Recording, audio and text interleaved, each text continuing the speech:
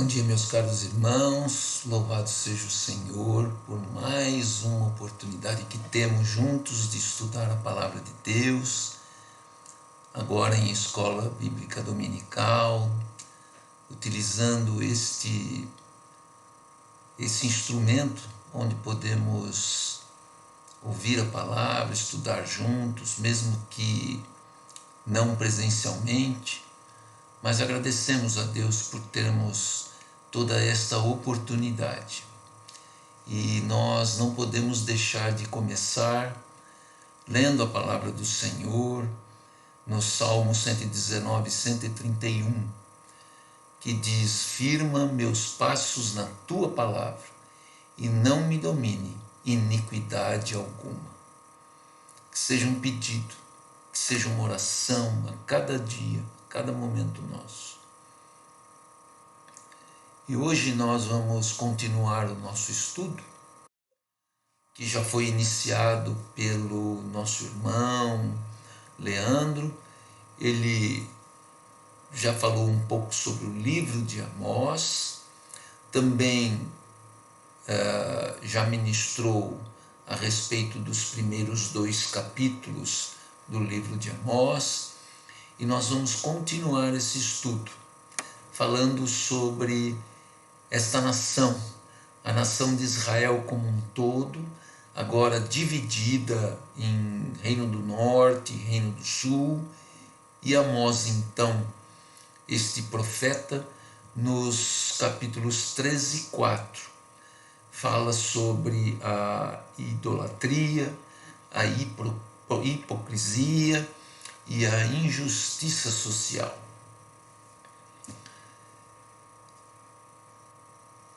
Nesses 2 capítulos, Amós retrata a reprovação de Deus devido à desobediência persistente do Reino do Norte, de Israel.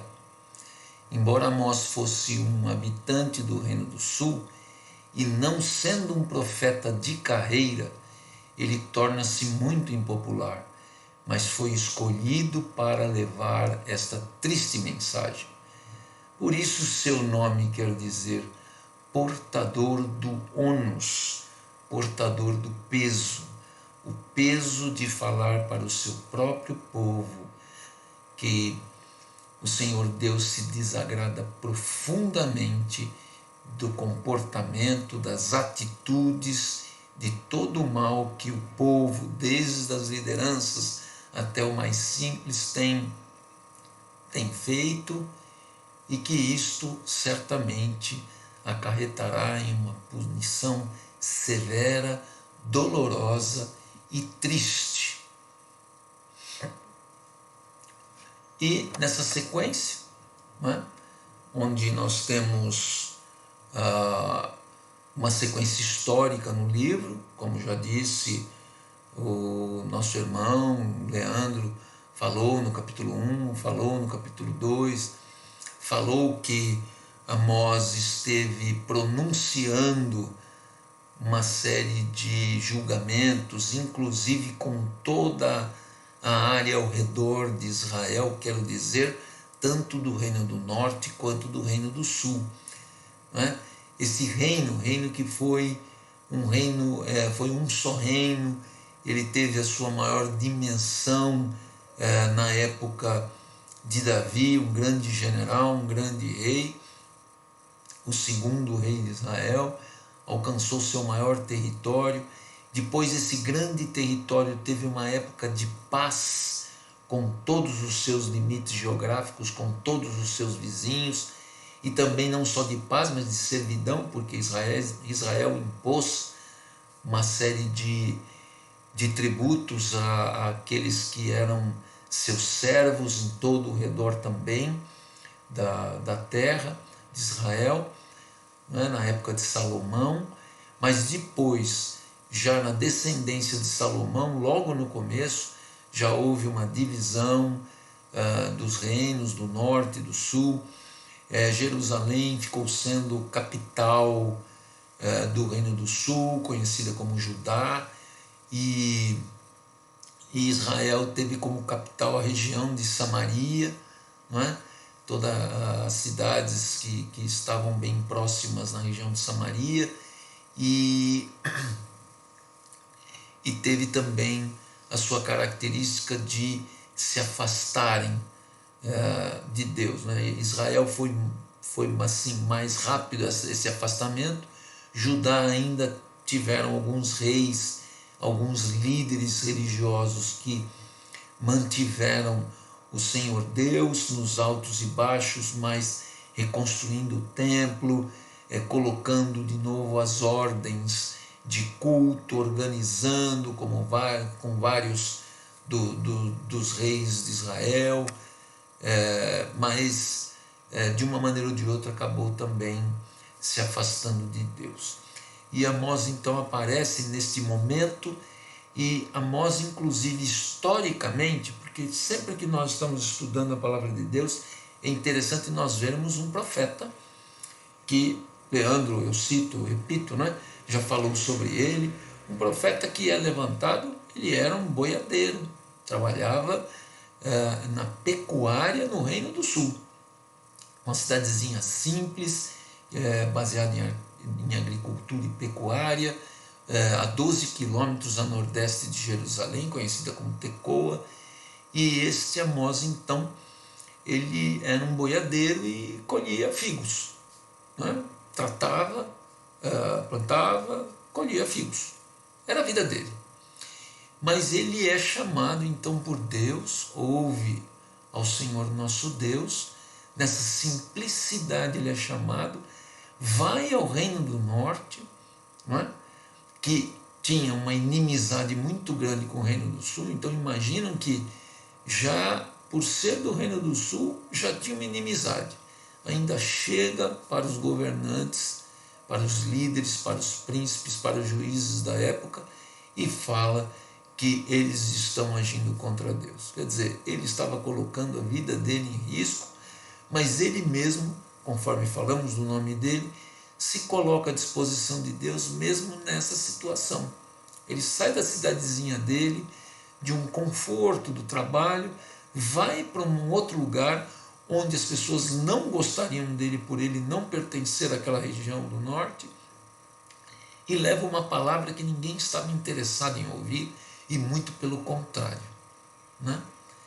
Mas ele faz o que deveria fazer, acusa o povo em nome de Deus das maldades, e assim nós temos a descrição específica desses 2 capítulos que trata exatamente disto. Primeiro ponto é a declaração do juízo, não é? Nós estamos vendo aqui no versículo chave do capítulo 3, que diz assim, capítulo 3, versículo 12. Assim diz o Senhor, como o pastor livra da boca do leão as 2 pernas ou um pedacinho da orelha, assim serão salvos os filhos de Israel que habitam em Samaria, com apenas o canto da cama e parte do leito. Assim ele representa esse capítulo dizendo que virá uma situação difícil e que poucos vão sobrar, porque Deus vai proteger estes poucos, não é? E é interessante que Amós, como eu estava falando, ele mesmo aqui dentro desse contexto de Deus, colocando Israel, colocando o Reino do Norte e até o Reino do Sul e até os seus vizinhos, porque no capítulo 1 e capítulo 2 ele fala sobre cada um dos vizinhos, né? Os amonitas, os moabitas, os filisteus, aqueles que moram um pouco para o norte da Síria, que hoje é a Síria, e assim sucessivamente. Então toda aquela região, não é? Junto ao mar, inclusive ao mar Mediterrâneo, não é? A leste e também a oeste, principalmente, né? da terra de Judá e de Israel, ele está colocando um juízo e avisando a todos.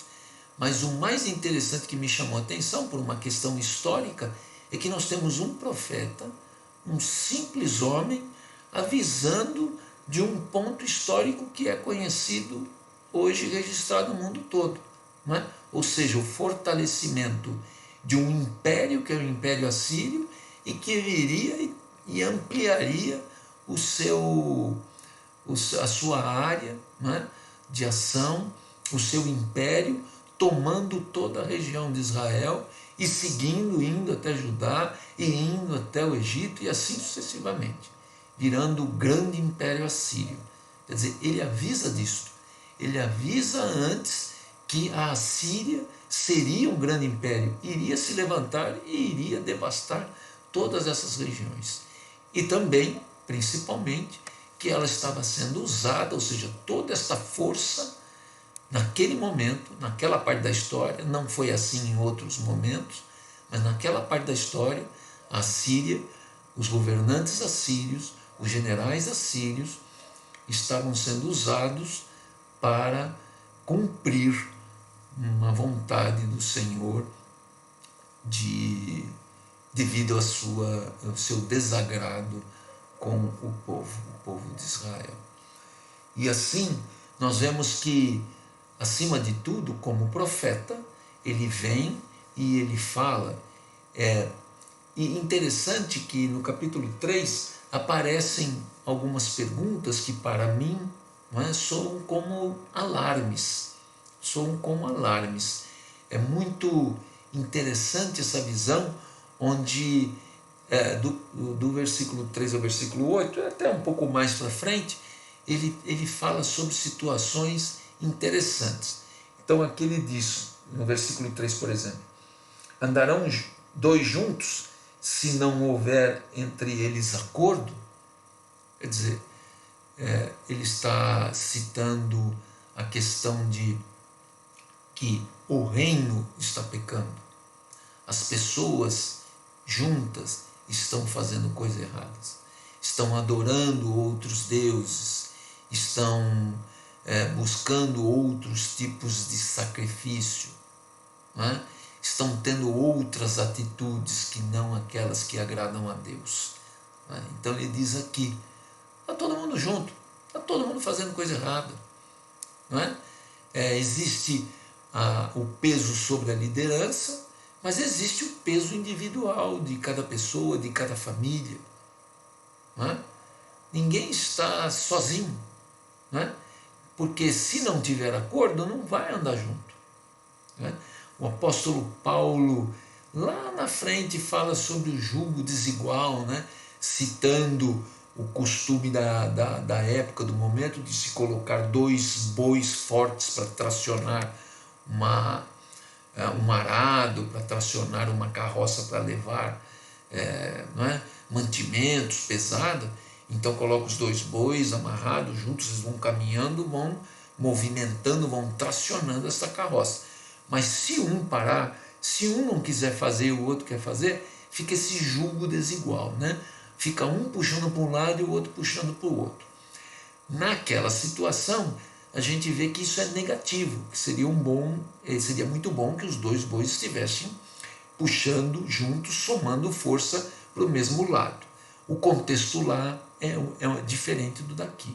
Aqui ele está dizendo o seguinte, que se não tivesse acordo, né, duas pessoas com características diferentes, com pensamentos diferentes andariam juntos, ele está chamando a atenção que existe uma situação onde a maioria está indo para o caminho mau, caminho perverso, caminho que desagrada a Deus. E isso é uma pena, não é?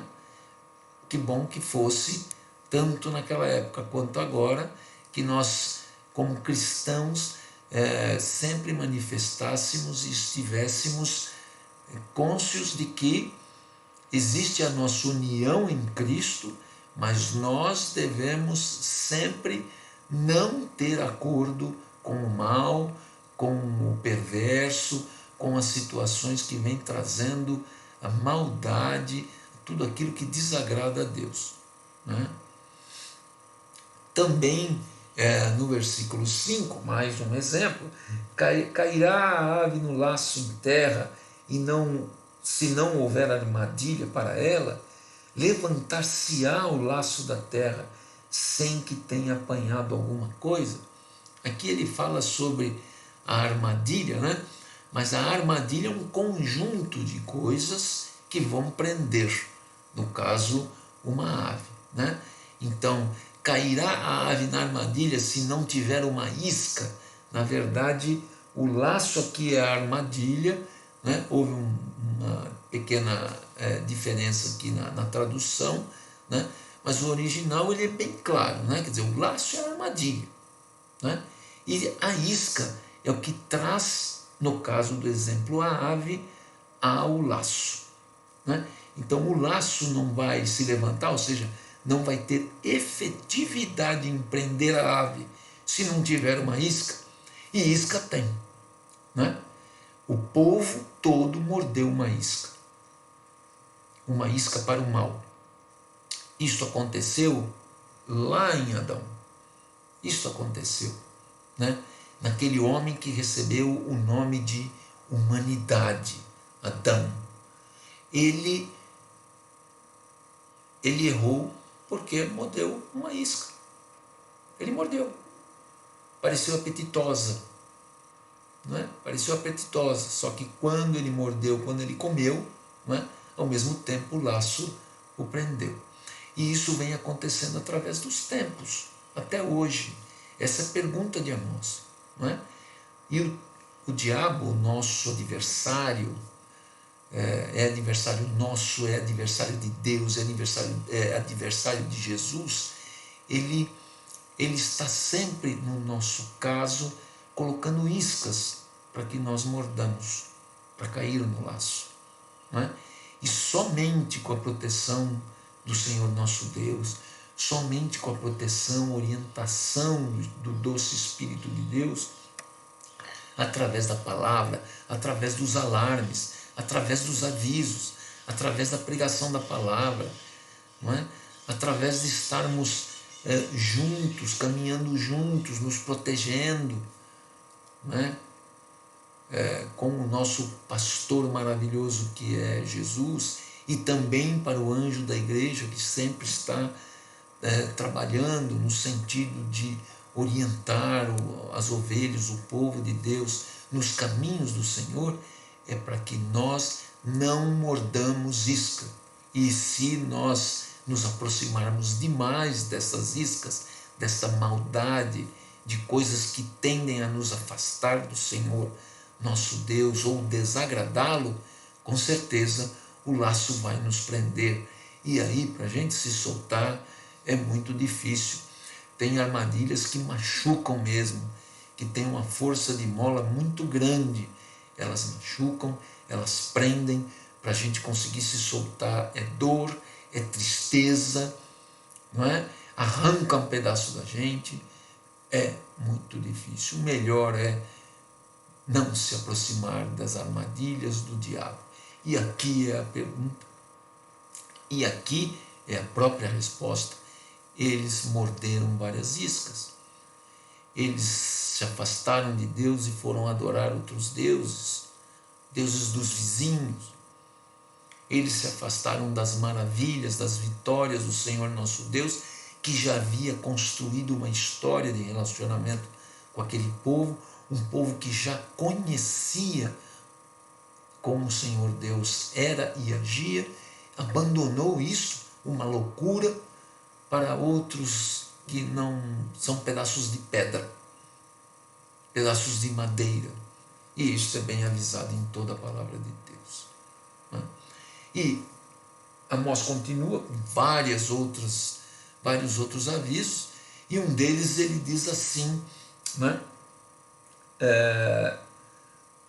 Falou o Senhor, quem não profetizará? Eles foram avisados. Nós somos avisados todos os dias. Nós temos hoje, inclusive com uma facilidade, isso é repetido muito até na nossa igreja, né? O fato de nós termos disponível a palavra de Deus nas nossas mãos, no celular, no tablet, no computador, em papel, do jeito que você quiser. Colorida, branco e preto, com fotos, a Bíblia da mulher, do homem, do jovem. Nós temos hoje disponível a palavra de Deus, o que quer dizer, está profetizado tudo. Nós vamos para a igreja, nós ouvimos as mensagens, ouvimos as músicas, os hinos, tudo é palavra de Deus nos avisando, tudo é profecia nos avisando para ficarmos longe das armadilhas, para ficarmos longe das bestas feras, de tudo aquilo que pode nos machucar e nos afastar do Senhor nosso Deus. Não é? Nós temos esses alarmes. Agora fica a pergunta, nós temos ouvido esses alarmes? Nós realmente nos sentamos, hoje até com a oportunidade de estarmos voltando a estarmos presentes na igreja, mas ao mesmo tempo, por uma bênção, não é? Por graça de Deus, nós temos condições de estarmos presentes à igreja também através da Web TV, e com isso nós estamos expostos a esse trabalho, seja às quartas-feiras no estudo, seja junto aos grupos de oração que também estão acontecendo e sendo transmitidos via os sistemas disponíveis, né? E com isto nós estamos recebendo alarmes, nós estamos sempre recebendo avisos, nós estamos sempre recebendo graça, misericórdia, amor, mas estamos sempre avisados o que é bom e o que é ruim diante de Deus. Estamos sempre ouvindo isto. Estamos sempre sendo contristados a um bom caminho, que é o caminho que agrada a Deus, e a um mau caminho. Seja como indivíduos, seja como família, sejamos jovens, crianças ou adultos, ou os mais anciãos, não importa. Através da escola dominical, né, que inclusive esses grupos são mais separados e os assuntos são focados naquilo que a liderança da igreja acredita que é o melhor para aquele momento de aprendizado, e tem sido maravilhoso nós ouvirmos e vermos toda esse dispêndio de energia, de se levantar a palavra do Senhor nos vários estilos, para as criancinhas, para os adultos. Nós temos tudo direcionado para alimentar, para avisar, para profetizar a palavra do Senhor, para que não saiamos do caminho, para que possamos ter uma vida que agrada a Deus, para ficarmos bem longe do pecado. Não é?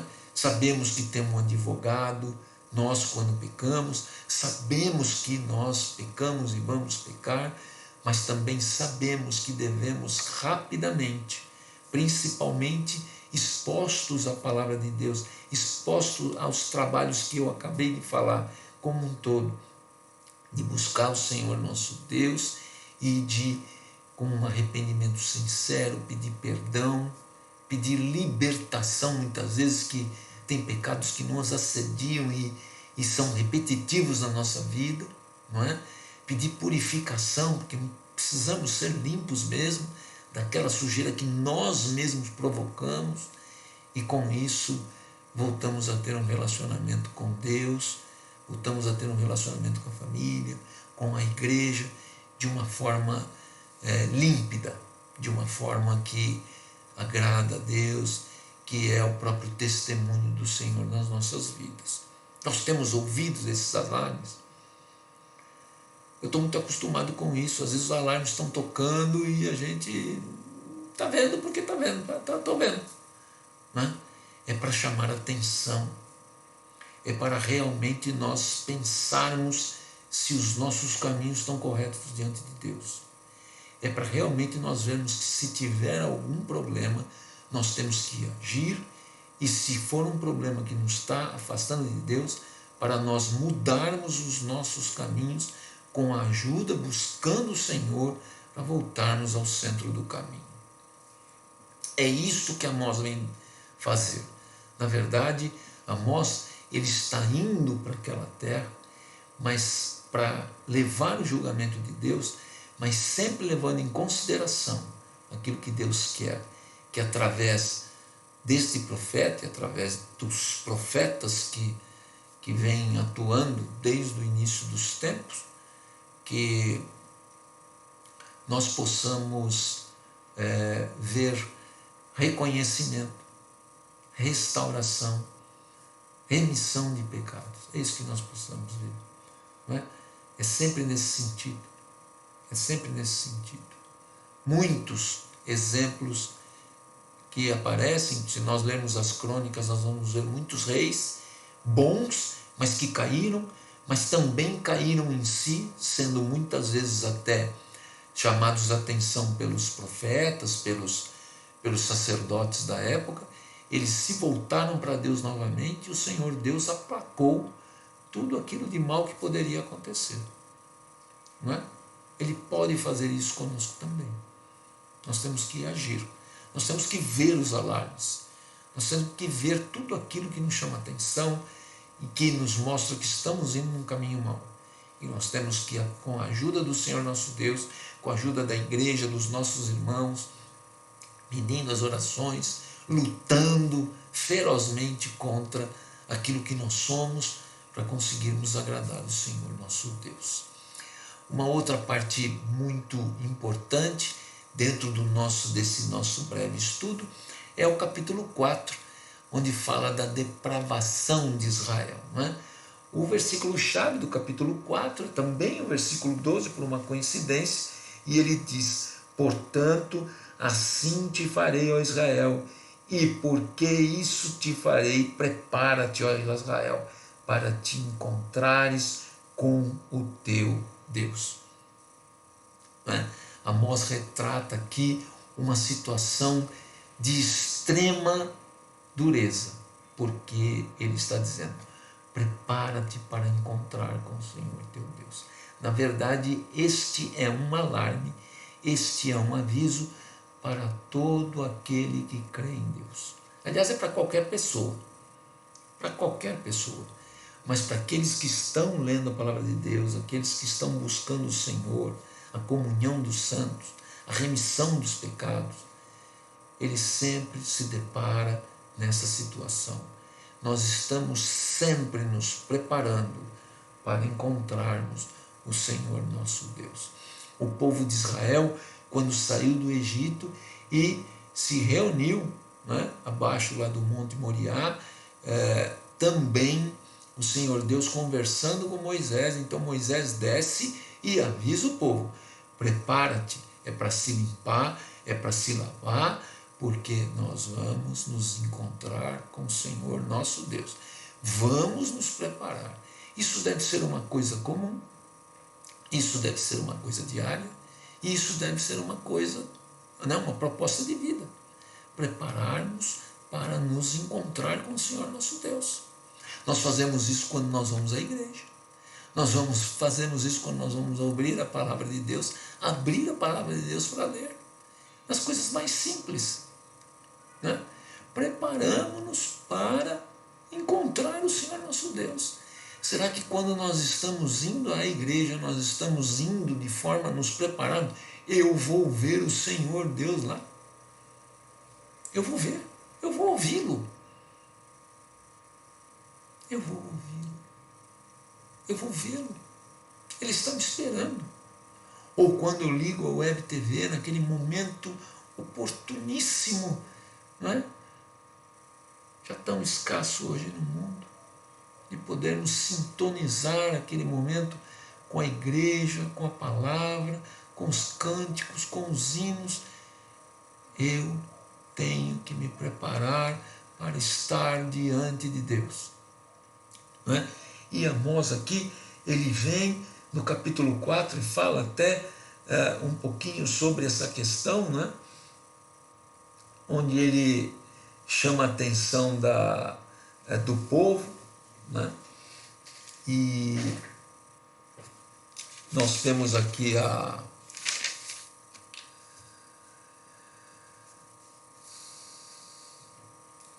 vinde a Betel e transgredi, a Gigal e multiplicai as transgressões, e cada manhã trazei os vossos sacrifícios, e de 3 em 3 dias os vossos dízimos. E oferecei sacrifício de louvores do que é levedado, e apregoai ofertas voluntárias e publicai-as. Porque disso gostais, ó filhos de Israel, disse o Senhor Deus. Então aqui está a hipocrisia. Nós sabemos que oferecer sacrifícios de louvores do que é levedado. Nós sabemos pela lei de Deus, não é? Pela lei que atingia todo Israel e Judá, não se podia oferecer nada levedado. Mas estavam fazendo isso, né? Então aqueles que estavam participando dos cultos, né, que não tinham ido para outros deuses, ou que até que estavam dividindo, um pouco os outros deuses, um pouco os costumes do templo, né, estavam fazendo coisa errada. Né?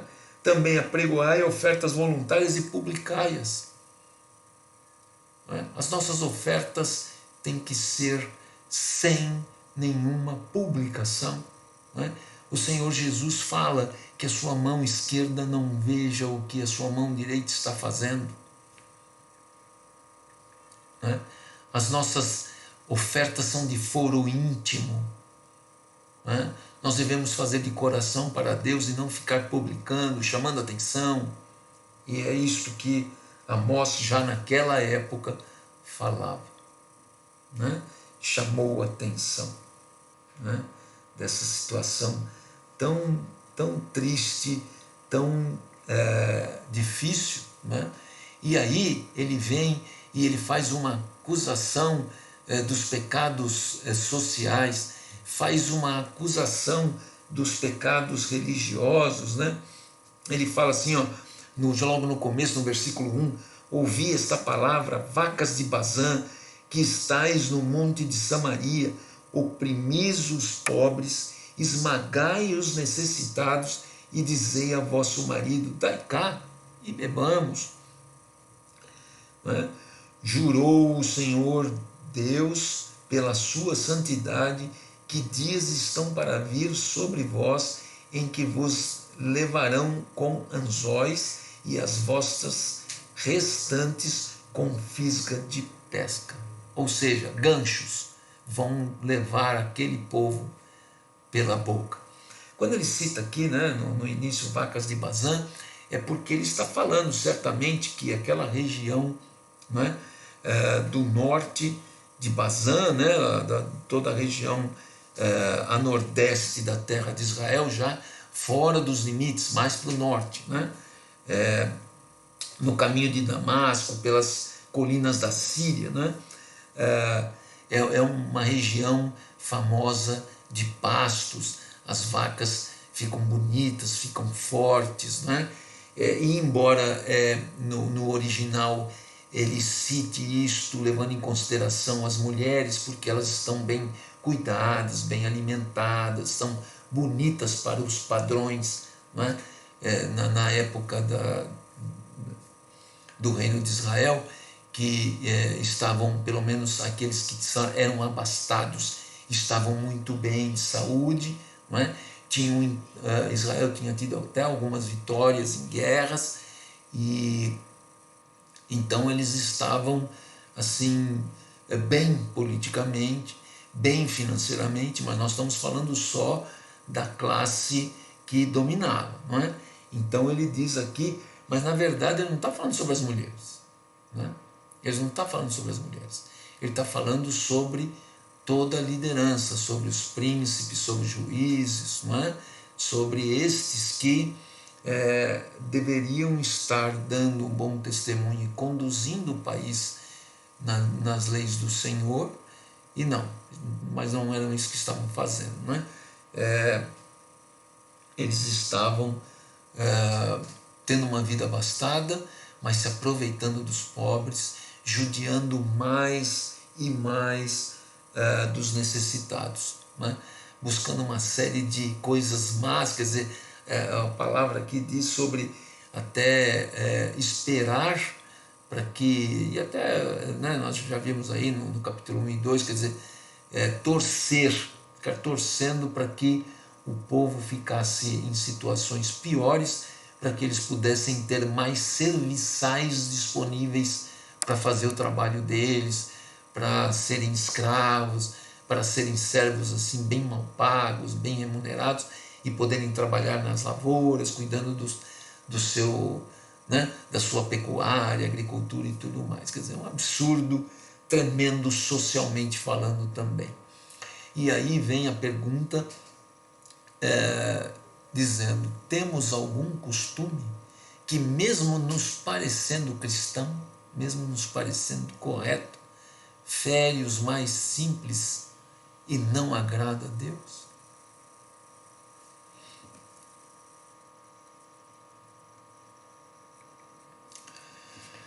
De fato, as palavras da segunda parte do versículo 12 incomum desde a chamada do povo para se juntar ao Monte Sinai. Aquilo que nós falamos: prepara-te para te encontrar com teu Deus. Está lá em Êxodo 19, de 15 a 17, e é o que Amós repete. E é o que talvez nós deveríamos estar repetindo a cada momento das nossas vidas. Nós temos que estar sempre nos preparando para encontrar o Senhor Deus, tanto nos momentos que nós temos de relacionamento com Ele, como também no momento que podemos dizer que é o momento final, mas também que é o momento de início de um grande relacionamento e vida junto com o Senhor Deus nos céus, porque isso vai acontecer para todo mundo. Todo mundo vai ter esse encontro com o Senhor nosso Deus. Né? Nós estamos prontos para este evento? Que o Senhor nos abençoe. Apenas para manter aqui o nosso costume para este ano, eu coloco registrado aqui 2 versículos, né, 2 momentos para meditação, Provérbios 16, versículo 17, e no versículo 20, para meditação. E também para deixar registrado as referências que nós utilizamos para este estudo. Que o Senhor nos abençoe e nos guarde e possa sempre falar aos nossos corações, e que é a minha oração que nós estejamos mais atentos aos alarmes que Ele nos tem dado. Deus nos abençoe.